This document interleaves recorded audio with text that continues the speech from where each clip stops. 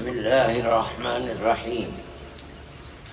الحمد لله نحمده ونستعينه ونستغفره ونؤمن به ونتوكل عليه ونعوذ بالله من شرور أنفسنا ومن سيئات أعمالنا.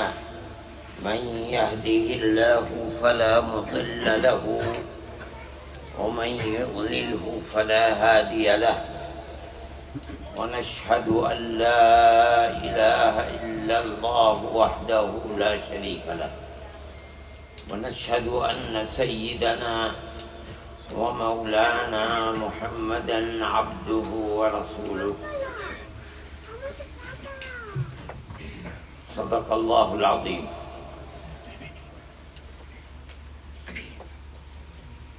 میرے محترم بزرگوں اور دوستوں،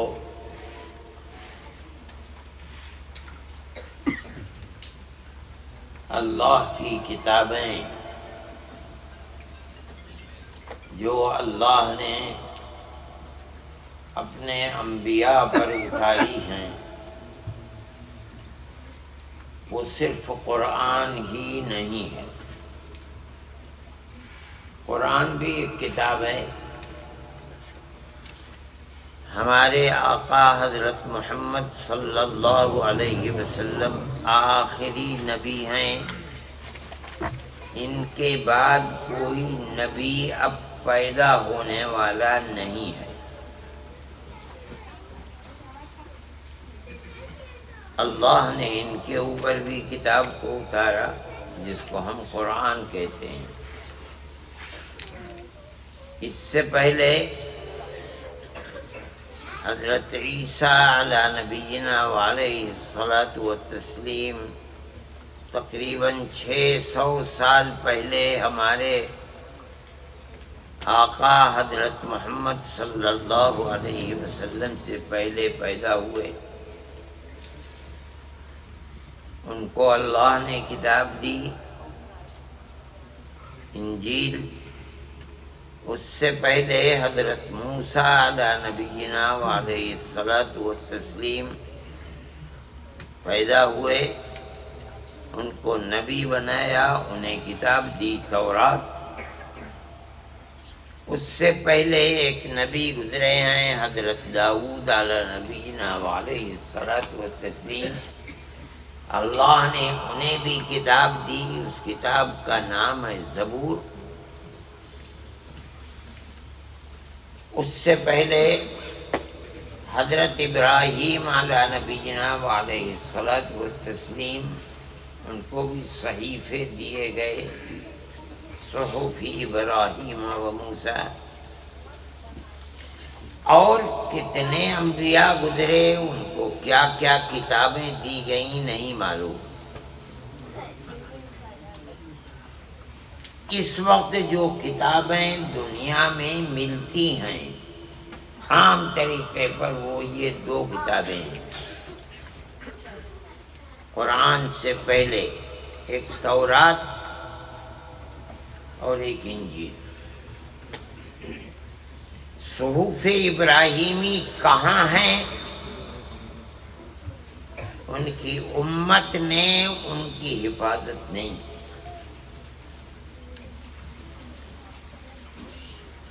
حضرت داؤد علی نبینا وعلیہ الصلاۃ والتسلیم پر جو کتاب اللہ نے دی تھی وآتینا داؤد الزبور، امت اس کی حفاظت نہیں کر سکی. کہاں گئی وہ کتاب؟ تورات موجود ہے، انجیل بھی موجود ہے، لیکن ان کتابوں کا تعلق امت سے، امت کا تعلق ان کتابوں سے وہ باقی نہیں رہا جو ہونا چاہیے تھا. آپ اگر چراغ لے کر ڈھونڈیں کہ آج یہودیوں کی کتاب تورات کے آپ کو حافظ مل جائیں تو آپ کو حافظ نہیں ملیں گے.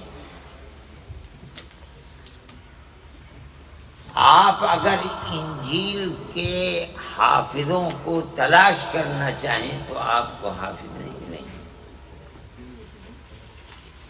یہ وشیشتا اور خصوصیت صرف اور صرف امت محمدیہ علی صاحب الصلاۃ والسلام یعنی مسلمانوں کی ہے کہ انہیں اپنے نبی کی کتاب سے اتنی محبت ہے، اتنا تعلق ہے، اور وہ اس کتاب کے پڑھنے اور اس پر عمل کرنے کو اپنی آخرت کی آبادی کا ذریعہ سمجھتے ہیں۔ وہ صرف اور صرف قرآن ہے، جس کے حافظ 100-200 نہیں دنیا میں آپ کو ملیں گے، 1000-10,000 نہیں، لاکھوں لاکھ کروڑوں حافظ ملیں گے۔ ایسے حافظ ملیں گے جو صبح سے شام تک قرآن کو پڑھتے ہیں، پڑھ کر ختم کر دیتے ہیں، اور ملیں گے۔ ابھی اس بچے نے ان کے بارے میں استاد نے کہا کہ اس نے قرآن ایک پورے دن کے اندر ختم کر لیا۔ میں ابھی اسی سفر میں آ رہا تھا، میں ایک دن کے لیے رکا برطانیہ۔ میرے ایک جاننے والے ایک صاحب ہیں، مجھے اپنا حال بتانے لگے اور کہنے لگے کہ میں 2 دن کے اندر قرآن پورا ختم کر لیتا ہوں۔ یہ میرا معمول ہے کہ میں صبح سے شروع کرتا ہوں، جتنی نمازیں پڑھوں گا اس میں قرآن پڑھتا رہوں گا، سنتیں پڑھوں گا اس میں وہی قرآن پڑھتا رہوں گا، نفلیں پڑھوں گا وہی قرآن۔ ایک دن میں 15 سپارے ہو جاتے ہیں، 2 دن میں قرآن ختم۔ یعنی ہر مہینے میں 15 قرآن ہو جاتے ہیں، یعنی سال بھر کے اندر کتنے قرآن ہو گئے؟ 180 قرآن سال بھر کے اندر۔ آپ دیکھیے کتنی بڑی خدا کی طرف سے کتنا بڑا احسان ہے اس شخص کے اوپر کہ وہ قرآن سے اتنا تعلق ہے کہ وہ روز آنا، اٹھتے بیٹھتے چلتے پھرتے قرآن پڑھتا رہتا ہے، اور 15 سپارے ایک دن کے اندر پڑھ لیتا ہے۔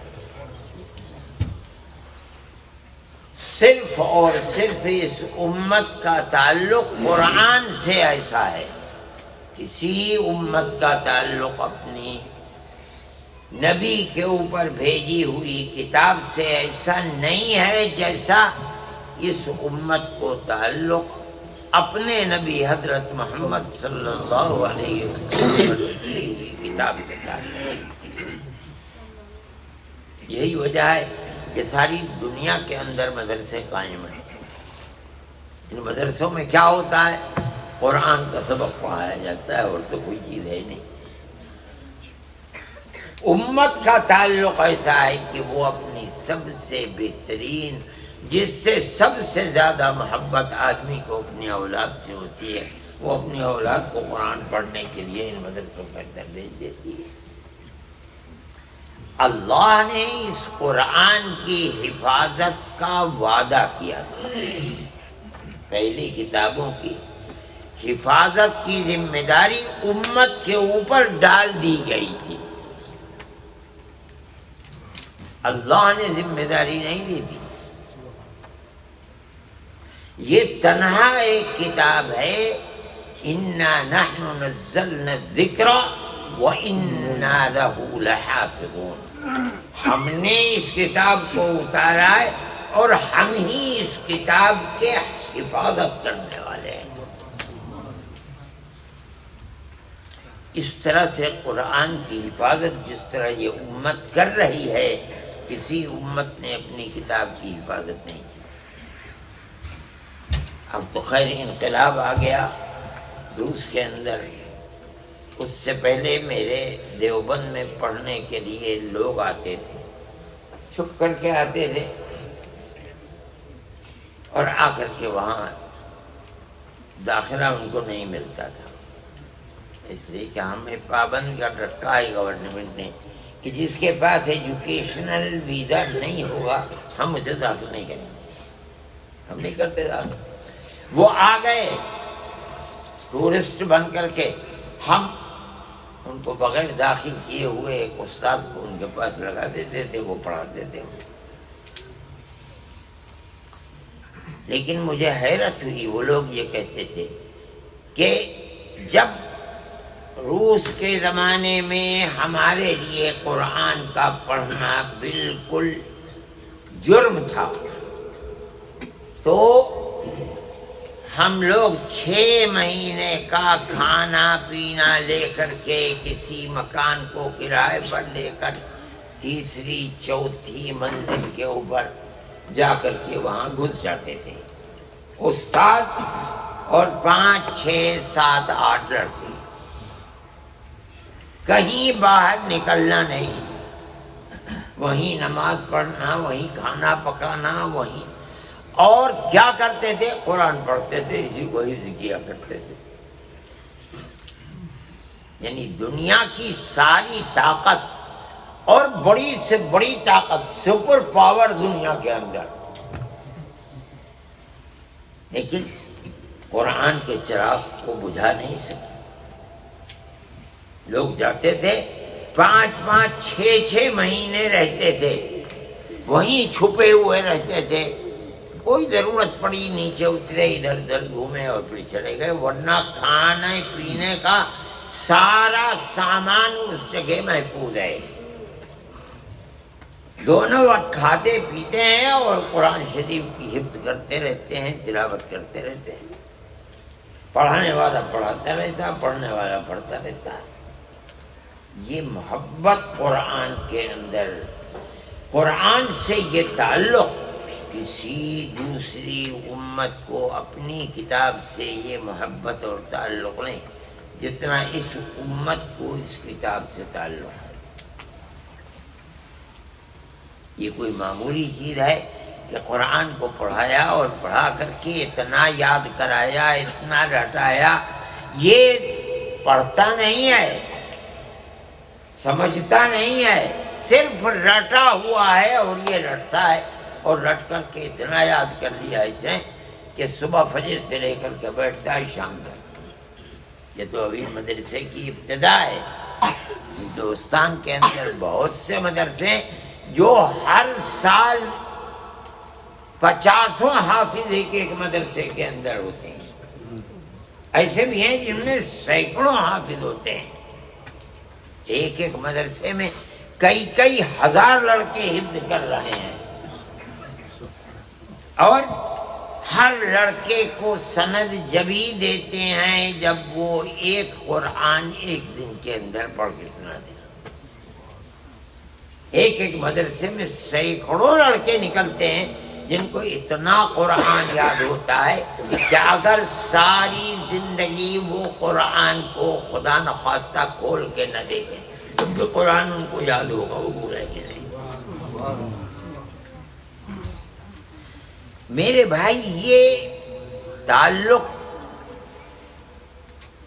اللہ نے قرآن کو اتارا، ہمارے آقا حضرت محمد صلی اللہ علیہ وسلم اس کے حافظ ہو گئے، یہ بھی اللہ کا اعجاز ہے، اور یہ قرآن کا چمتکار ہے۔ کوئی نہیں بتاتا کہ آپ قرآن کو بیٹھ کر کے یاد کیا کرتے تھے، نہیں۔ قرآن تو ایک مرتبہ جبریل امین آئے، ایک دو تین آیتیں آپ کے اوپر آئیں، وہ آتی رہیں اور آپ کے سینے کے اندر قرآن محفوظ ہوتا رہا۔ قرآن کے اندر آتا ہے جب آیت اترتی تھی تو آپ اسے بار بار پڑھتے تھے، کہیں بھول نہ جاؤ۔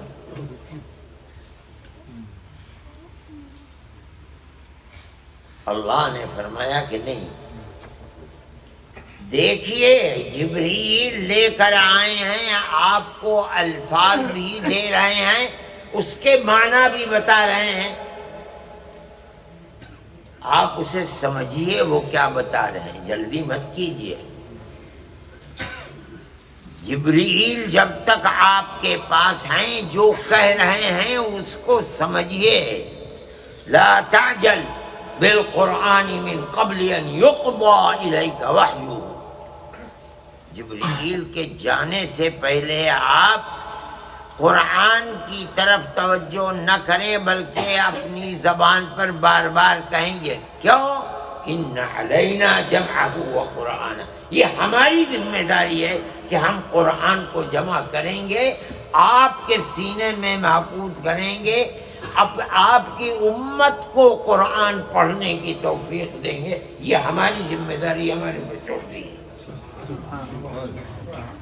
اللہ نے جو وعدہ ہمارے آقا حضرت محمد صلی اللہ علیہ وسلم سے 1400 سال آج سے پہلے کیا تھا، ہم آج اس وعدے کو اپنی آنکھوں سے دیکھ رہے ہیں.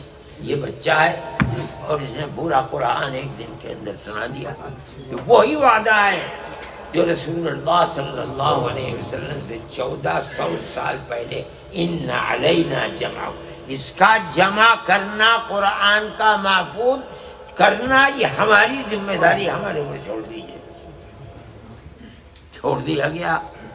کوئی اور امت، کتابیں تو موجود ہیں، تورات بھی موجود ہے، انجیل بھی موجود ہے، مگر کوئی امت اپنی کتاب کی حفاظت اپنے سینوں کے اندر نہیں کرتی. اگر کرتی ہے تو صرف امت محمدیہ علی صاحبہ الصلاۃ والسلام کرتی ہے اور اسی طرح کرتی رہے گی. اللہ نے حکم دیا ہے کہ اس قرآن کی تلاوت کرو. جس نبی پر قرآن اترتا تھا ہمارے آقا حضرت محمد صلی اللہ علیہ وسلم، آپ اللہ تعالیٰ اس نبی کو بھی حکم دیتے ہیں کہ آپ بھی قرآن کی تلاوت کیجیے. قرآن کے اندر اتلو ما اوحی الیک من الکتاب، جو کتاب آپ پر وہی دوبارہ اتاری گئی ہے جبرائیل لے کر آپ اس کتاب کی تلاوت کیجیے. کیسے تلاوت؟ آپ تو پڑھے لکھے نہیں تھے، نہ لکھنا جانتے تھے نہ پڑھنا جانتے تھے، کہاں سے تلاوت کریں؟ اس کا مطلب ہے کہ جو قرآن آپ پر آ رہا ہے، بچے تو قرآن کو دیکھ کر رٹتے ہیں، کئی کئی گھنٹے قرآن پڑھتے رہتے ہیں، یاد ہوتا رہتا ہے. اللہ کا نبی اس طرح نہیں یاد کر رہا ہے. اس پر تو جبرائیل لے کر آئے اور اس کے سینے کے اندر وہ قرآن محفوظ ہو گیا. اب اتنا محفوظ ہے کہ وہ راتوں میں ہماری طرح سوتا نہیں رہتا تھا، راتوں کو اٹھتے تھے، اٹھ کر قرآن کی تلاوت کیا کرتے تھے. کہاں سے تلاوت کرتے تھے؟ وہی جو سینے کے اندر محفوظ ہے. کتنی تلاوت کرتے تھے؟ اتنی تلاوت کرتے تھے کہ پیر سوج جاتے تھے، ورم ہو جاتا تھا پیروں کے اوپر کھڑے کھڑے. حدیث میں آتا ہے آپ کی اہلیہ محترمہ کہتی ہیں کہ آپ قرآن شروع فرماتے تھے، پہلی ایک رکعت کے اندر پوری سورہ بقرہ 2.5 سپارے پڑھ جاتے تھے. ہماری طرح نہیں کہ تیز پڑھتے یعلمون تعلمون کے سوا کچھ، ایک ایک حرف سمجھ میں آتا. پھر اس کے بعد رکوع کرتے تھے. ایسا رکوع نہیں کہ 3 مرتبہ سبحان ربی العظیم کے، جتنا لمبا قیام ہے 2.5 سپارے کا، اسی اعتبار سے سجدہ کیا کرتے تھے، رکوع کیا کرتے تھے. اس کے بعد دوسری سورت کے اندر شروع کر دیا. کیا؟ سورہ آل عمران. سورہ بقرہ ایک میں، دوسری میں سورہ، تقریباً 4 سپارے 5 سپارے اس کے اندر پڑھ گئے 2 رکعتوں کے اندر. اس کے بعد سلام پھیرا، پھر کھڑے ہو گئے. اس کے بعد سورہ نساء پڑھ دی، یہ اس طریقے پر قرآن کو پڑھتے تھے. ہمارے اعتبار سے، آج کے اعتبار سے 6 7 8 سپارے ایک ایک رات کے اندر کھڑے ہوئے پڑھا کرتے تھے. کہاں سے پڑھتے تھے؟ بچپن میں کبھی حفظ نہیں کیا، بیٹھ کر کے قرآن کو رٹا نہیں. اللہ نے اس قرآن کو سینے میں اتارا، اللہ نے ذمہ داری لے لی تھی اس کا جمع کرنا.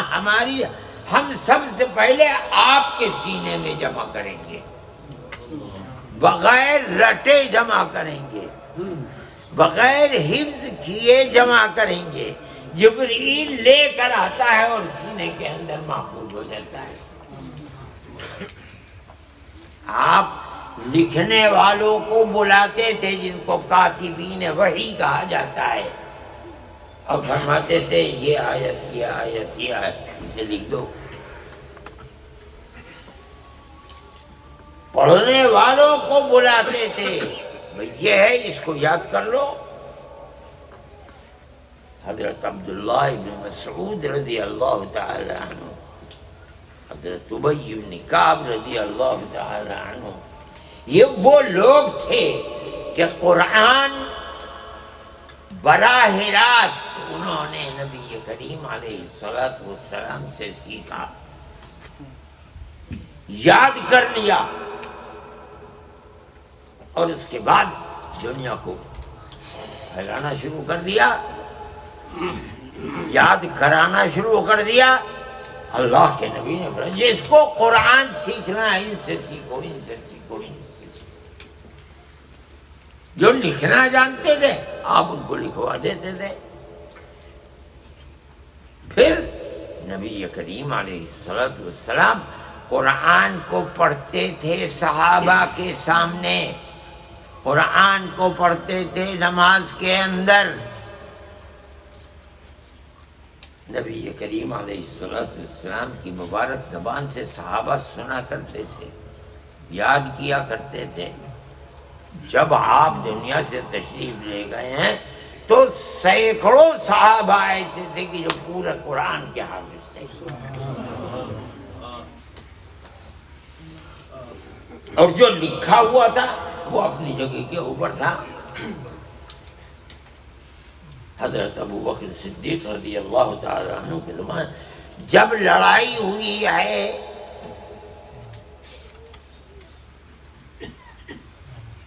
دو لوگ ایسے تھے کہ جنہوں نے نبی کریم علیہ السلام کے زمانے میں یہ کہا تھا ہم بھی نبی ہیں.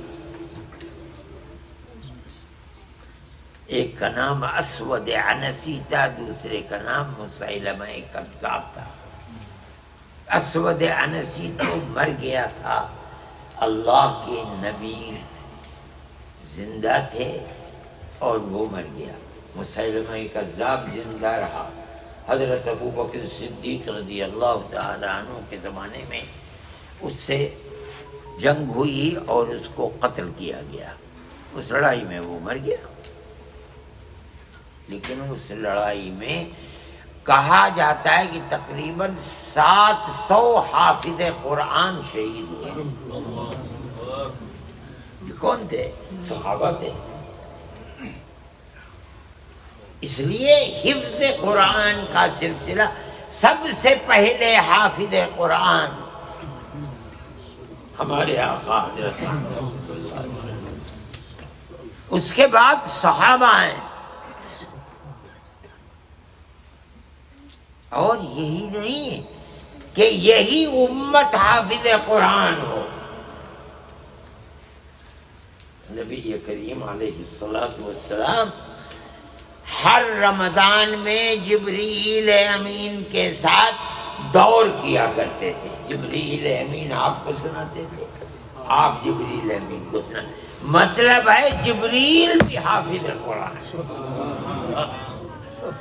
جو لے کر اللہ کے پاس سے آ رہے ہیں وہ حافظ قرآن. جس کے پاس لے کر آ رہے ہیں وہ نبی بھی حافظ قرآن ہوتا چلا جا رہا ہے.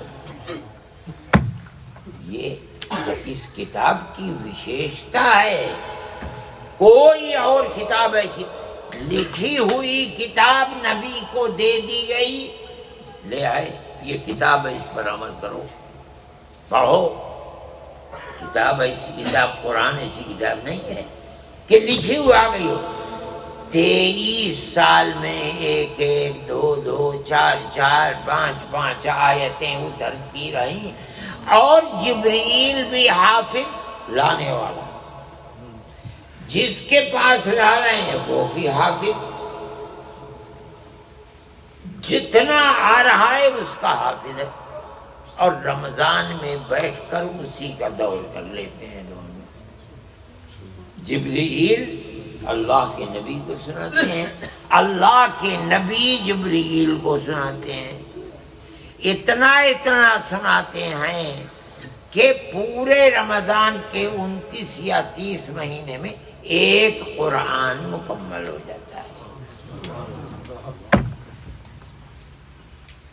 اور جو آخری رمضان تھا، اللہ کے نبی فرماتے ہیں کہ جبرائیل نے 2 دور میرے ساتھ کیے ہیں۔ ہمیشہ ہر رمضان میں ایک قرآن وہ سنا، روزانہ اتنا پڑھتے تھے کہ روزانہ پڑھتے 29-30 دن میں ایک قرآن جبرائیل کا پورا ہو جاتا تھا، نبی کریم علیہ السلام کا پورا ہو جاتا تھا۔ آخری رمضان میں 2 مرتبہ دور، 15 دن میں ایک قرآن ختم ہوا دونوں کا، 15 دن میں دوسرا قرآن ختم ہو گیا۔ اچھا، آپ نبی کتنے سال رہے؟ جب 40 سال کی عمر ہوئی تو نبوت میں نہیں ہوئی، جب 63 سال کی عمر ہوئی دنیا سے چلے گئے تو نبی کتنے سال ہوئے؟ 23 سال۔ قرآن کا دور 24 مرتبہ ہوا، ہر مہینے میں، ہر رمضان کے ایک مہینے میں ایک دور ہوتا تھا، اور آخری رمضان میں 2 دور ہوئے، تو کل کتنے ہوئے؟ 24 دور کے، بغیر حفظ کے کر لیے۔ جس قرآن کا حافظ نبی تھا، اس نبی کی امت بھی اس قرآن کی حفاظت کر رہی ہے۔ کتنے حافظ قرآن ہیں، کتنے مدرسے ہیں، اور کتنے بچے روزانہ قرآن کو پڑھ رہے ہیں، کوئی گن نہیں سکتا ان کو ساری دنیا کے اندر۔ ہمارے ملکوں کے اندر ایک مدرسے سے کئی 100 لڑکے حافظ قرآن ہوتے ہیں، کئی ہزار لڑکے حفظ قرآن پڑھتے ہیں۔ ایسے مدرسے ہیں جس کے اندر کئی ہزار لڑکے صرف حفظ قرآن کے ہیں، اور کئی 100 لڑکے ایک مدرسے۔ اور یہی ہے اب طریقہ، روز آنا پورا قرآن ابتدا سے شروع کر کے شام تک پورا کر کے۔ اور ایسے مدرسے تو بہت ہیں جو روزانہ، جب تک طالب علم روزانہ 10 سپارے نہیں سنا دیتا، 3 دن میں قرآن ختم کر جاؤ، تمہیں سند مل گئی، اب جو چیز چاہے جا کر کے پڑھو۔ یہ اس قرآن کی وشیشتا اور اس قرآن کی مہانتا ہے جو کسی دوسری کتاب کو حاصل نہیں۔ قرآن کی اس تلاوت کے لیے قرآن نے، اللہ کے نبی نے فرمایا ہے کہ دنیا تو یہ کہتی ہے بھائی سب سے بہترین آدمی وہ جس کے پاس دولت بہت ہے، سب سے بہترین آدمی وہ ہے کہ جس کی کمائی بہت ہے، سب سے بہترین آدمی، سمجھدار آدمی وہ ہے کہ جس کا کاروبار بہت ہے۔ اللہ کا نبی فرماتا ہے خیرکم من تعلم القرآن وعلمہ۔ اللہ کے یہاں جو سب سے بہتر ہونے کا معیار ہے، سب سے بہتر آدمی کون ہوگا اللہ کے یہاں، تو فرماتے ہیں وہ ہے جو قرآن پڑھتا ہے اور قرآن پڑھاتا ہے۔ اس کا کیا مطلب ہے کہ جو کماتا ہے کاروبار کرتا ہے اس کو دنیا کے اندر لوگ اچھا سمجھتے ہیں، صحیح، لیکن موت کے بعد جنت کے اندر سب سے بہترین، سب سے زیادہ اللہ کی رحمت کا مستحق، سب سے بڑا رتبہ پانے والا کون ہوگا؟ جس نے اپنی ساری زندگی قرآن کے پڑھنے اور پڑھانے میں لگا دی۔ ایسے تابعین تھے کہ جب انہوں نے اس حدیث کو سنا کہ تم میں سب سے اچھا وہ ہے جو قرآن پڑھتا پڑھاتا ہے، وہ مسجد میں بیٹھ گئے قرآن پڑھانے کے لیے، اور 35 سال اور زیادہ سے زیادہ 70 سال تک قرآن ہی پڑھاتے رہے، موت آ گئی پڑھاتے پڑھاتے۔ کیوں؟ اس لیے کہ پڑھنے پڑھانے والا قرآن کا وہ سب سے بہترین آدمی ہے اللہ کے یہاں، اللہ کے رسول کی زبان سے۔ اس کا مطلب ہے موت کے بعد اس کا مرتبہ سب سے بلند ہے۔ میرے بھائی، اسی لیے قرآن کے اندر فرمایا گیا ان الذین یتلون کتاب اللہ وَأَقَامُوا الصَّلَاةَ وَأَنفَقُوا مِمَّا رَزَقْنَاهُمْ سِرًّا وَعَلَانِيَةً يَرْجُونَ تِجَارَةً لَن تَبُورَ۔ جو لوگ اللہ کی کتاب کو پڑھتے ہیں، نماز پڑھتے ہیں اور اللہ کی دی ہوئی رزق کو خرچ کرتے ہیں وہ، لیکن میں کہہ رہا ہوں قرآن جو لوگ پڑھتے ہیں، اللہ قرآن میں فرما رہا ہے، وہ اللہ سے ایسی بزنس کرتے ہیں کہ دنیا کے ہر بزنس کے اندر نفع بھی ہوتا ہے، نقصان بھی ہوتا ہے، لیکن اللہ فرماتا لن تبور، ہرگز اس بزنس کے اندر ٹوٹا نہیں ہوگا۔ عربی پڑھنے والے جانتے ہیں لن نفی تاکید کے، ہرگز کبھی نہیں ہو سکتا۔ دنیا کے ہر کاروبار میں ٹوٹا ہو جاتا ہے۔ کروڑوں کے مالک تھے، بینک کا قرض ہو گیا، سب جائیداد بک گئی، ختم ہو گیا، بینک نے قبضہ کر لیا، فقیر ہو گئے، دنیا سے کہیں بھائی مدد کر دو ہماری، کل دوسروں کی مدد کرتے تھے، آج خود مدد مانگ رہے ہیں۔ کیا ہوا؟ کاروبار میں ٹوٹا ہو گیا، نقصان ہو گیا، لیکن قرآن کے پڑھنے والا جو کاروبار، تجارت، جو بزنس کر رہا ہے اللہ سے، اللہ فرماتا ہے کبھی ٹوٹا نہیں ہوگا۔ ٹوٹا کب ہوتا ہے؟ بنانے والے نے مال اچھا نہیں دیا، پیسہ چلا گیا، مال خراب ہے، کوئی خریدتا نہیں، ٹوٹا ہو گیا۔ یا تو جو بنا کر بیچ رہا ہے اس کی نیت خراب ہے، یا جو لے رہا ہے اس کی نیت خراب ہے۔ یہی دو کارن ہیں بزنس کے ٹوٹے کے۔ اللہ اکبر۔ لینے والا اللہ ہے، زمین و آسمان کا بادشاہ، وہ بدلہ دے گا، اور یہ بیچنے والا جو دے رہا ہے، پڑھ رہا ہے، یہ اس اللہ کا بندہ ہے جو اپنے آخرت کو آباد کرنا چاہتا ہے۔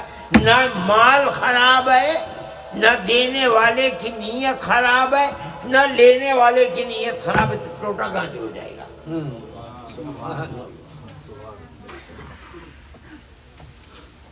اس لیے قرآن یہ کہتا ہے کہ ایسی تجارت ہے جو لن تبور، ہرگز کبھی اس کے اندر خسارہ نہیں ہے۔ میرے بھائی، مجھے تو حیرت ہوتی ہے، میں تو کبھی اس طرح سے مدرسوں کے اندر یہاں گیا نہیں، آیا تو 4 مدرسوں میں گھوم گیا، لیکن اب کی میں زیادہ آیا، بفولو میں آیا، یہاں اس مدرسے کو دیکھا، آپ کے مدرسے میں آیا، جسے ابھی آپ نے قائم کیا، اتنی بڑی زمین آپ انہوں نے لے لی اور اس کے اندر مدرسے قائم کیا۔ وہاں دیکھتا ہوں نیو یارک کے اندر مدرسہ ہے، وہاں گیا میں، قاضی عبداللہ سلیم صاحب کیا وہاں اتنا بڑا مدرسہ ہے۔ پھر میں شہر میں گیا، شکاگو میں، شہر کے اندر دیکھا حیدرآبادیوں کا اتنا بڑا مدرسہ ہے۔ مجھے تو حیرت ہوئی کہ اللہ میاں کہاں امریکہ اور کہاں ہندوستان، فیض یہ سب ہندوستانی کا ہے، دارالعلوم دیوبند کا،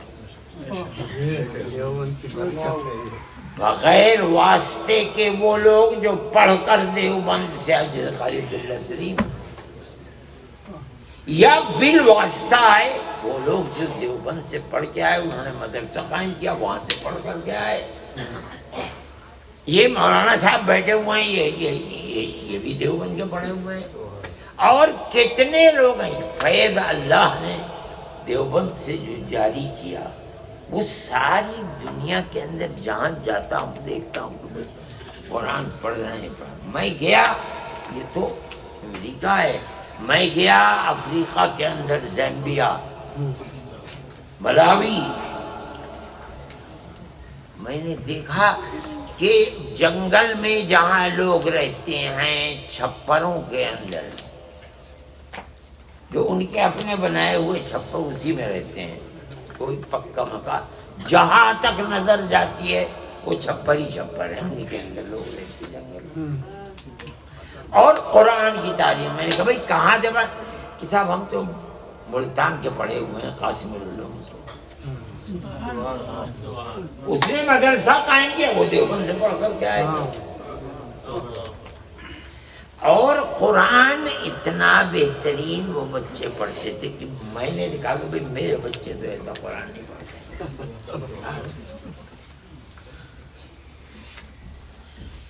قرآن کی یہ تعلیم کہاں سے نکل رہی ہے؟ کون پڑھ رہا ہے، کون پڑھا؟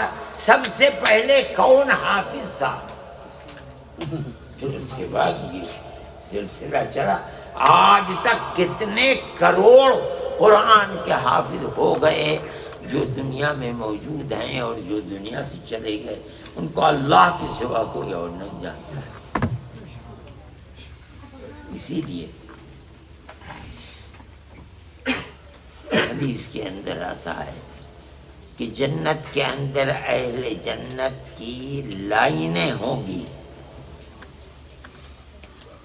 جنت کے درجے تو 100 ہیں، لیکن جنتیوں کی لائنیں 120 ہیں۔ اس کا مطلب ہے کہ کچھ جنت کے درجے ایسے بھی ہیں کہ جن میں ایک کے بجائے 2 لائنیں ہیں۔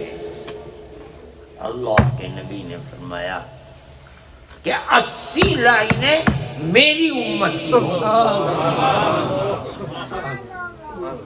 صرف میری امت کی ہوں گی 80 لائنیں، اور 40 لائنیں جو ہیں اس کے اندر ساری دنیا آدم سے لے کر کے حضرت عیسیٰ تک جتنے انبیاء ہیں ان کی لائنیں ہوں گی۔ اس امت نے اللہ کے نبی کی لائے ہوئے علوم کی حفاظت جس طرح کی ہے، یہ خدا کی قدرت ہے۔ کسی امت نے کا تعلق اپنے نبی کے لائے ہوئے دین اور شریعت سے ایسا نہیں ہے جیسا اللہ نے اس امت کو دیا۔ اس امت کی خصوصیت ہوگی، میں نے کل بھی کہا تھا، یہ ایک خصوصیت ہے اس امت کی، کسی امت کو نہیں۔ انبیاء کو لا کر پیش کیا جائے گا، پوچھا جائے گا بتاؤ میرا پیغام تم نے اپنی امت کو دیا نہیں دیا؟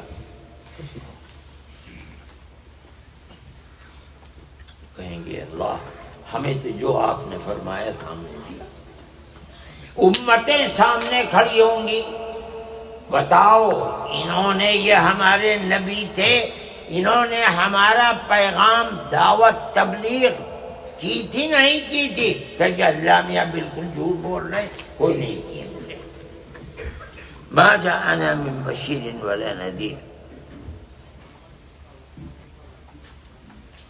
اب نبی تو اکیلا کھڑا رہ گیا، اور یہ لاکھوں کی تعداد کے اندر جو کہنا ہے کہ نبی نے کچھ نہیں کیا. اگر یہ آپ کا پیغام ہم تک پہنچاتے تو اے اللہ ہم تو سب سے پہلے آپ کے سچے بندے بن جاتے.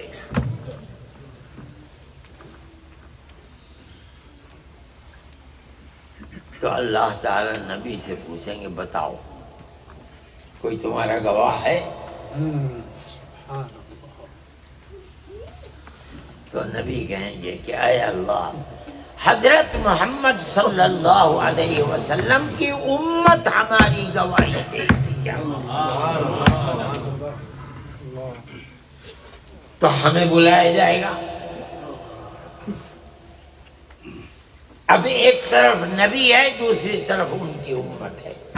نبی کہہ رہے ہیں میں نے آپ کا پیغام پورا جب تک زندہ رہا کام کرتا ہی رہا، مگر انہوں نے میری نہیں مانی. وہ کہیں گے جھوٹ بول رہے ہیں، ہم کو آپ کا پیغام ہماری. ہاں یہ امت کہے گی اے اللہ یہ نبی سچے ہیں یہ جھوٹے ہیں.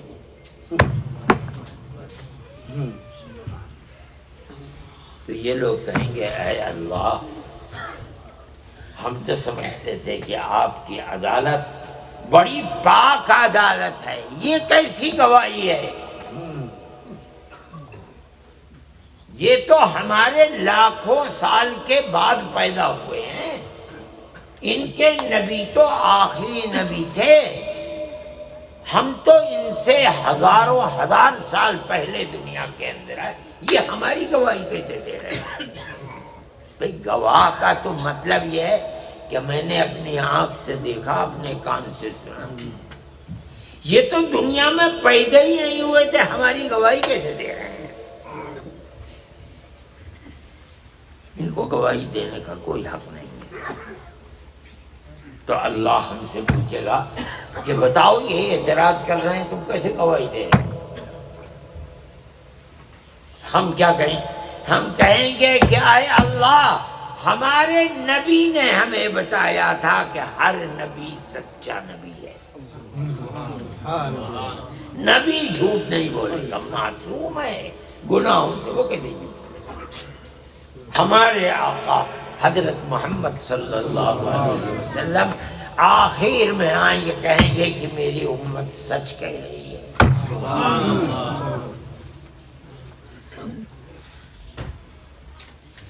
یہ پورا ماجرا اس امت کا ہوگا. یہ قرآن کے صدقے میں، رسول اللہ کے صدقے میں قیامت کے دن بالکل سچی گواہی دینے والی امت بنے گی. یہ ہے قرآن اور نبی سے تعلق. کوئی دنیا کی امت اپنے نبی کے ساتھ یہ معاملہ نہیں کرتی. ہمارا معاملہ ہمارے نبی کے ساتھ. امتوں کی امتیں پوری کی پوری نبی کے خلاف پڑ گئی. دنیا کے اندر بھی یہی ہے.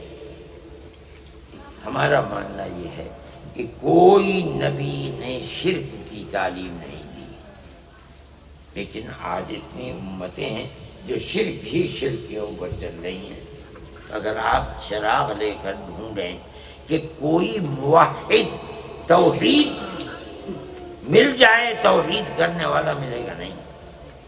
صرف ایک یہی امت ہے 1400 سال سے برابر لا الہ الا اللہ محمد رسول اللہ پر پتھر کی طرح جمی ہوئی ہے اور قیامت تک جمی رہے گی انشاءاللہ. میرے بھائی بڑی خوشی کی بات ہے کہ اللہ تعالیٰ نے آپ کے بچوں کو دین پر مضبوط رکھنے کے لیے اللہ نے مدرسوں کو بنا دیا. آپ اپنے ملکوں سے لاکھوں کی تعداد میں ان ملکوں میں آ رہے ہیں. اللہ نے اس کے ساتھ ہی ساتھ آپ کے آنے والی نسلوں کے دین و ایمان کی حفاظت کے لیے مدرسے بھی بنوا دیے. آپ کے بچے پڑھتے ہیں، اس کے اندر قرآن کو یاد کر رہے ہیں، دین کو سیکھ رہے ہیں، نماز پڑھ رہے ہیں، نمازیں پڑھا رہے ہیں.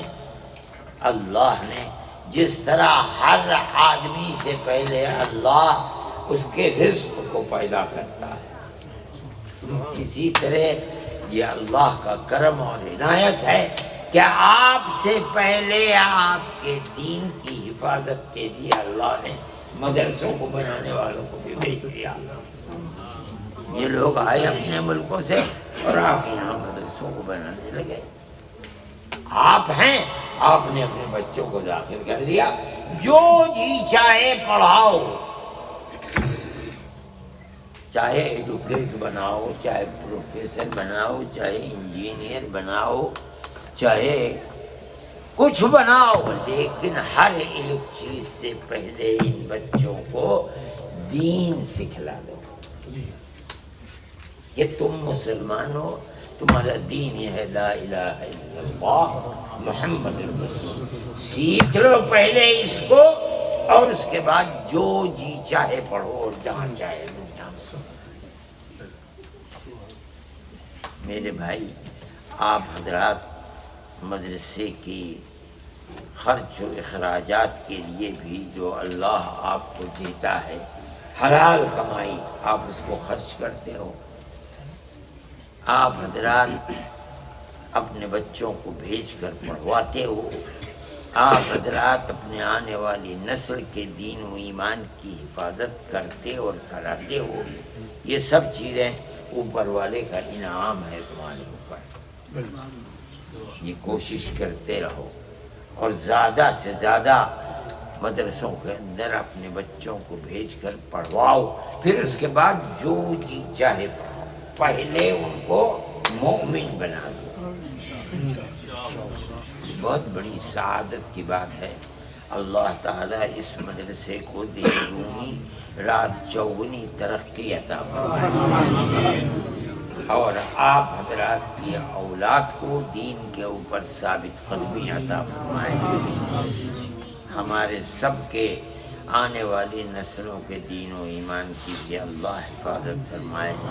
ہمیں رزق حلال عطا فرمائے، ہر حرام سے ہماری حفاظت فرمائے، عفت و پاک دامنی عطا فرمائے. اللہ حیاء ایمانی عطا فرمائے. ہمارے دین و ایمان کی حفاظت فرمائے، ہمارے بیماروں کو شفا عطا فرمائے. تنگ دستوں کی تنگ دستی کو اللہ دور فرما دے.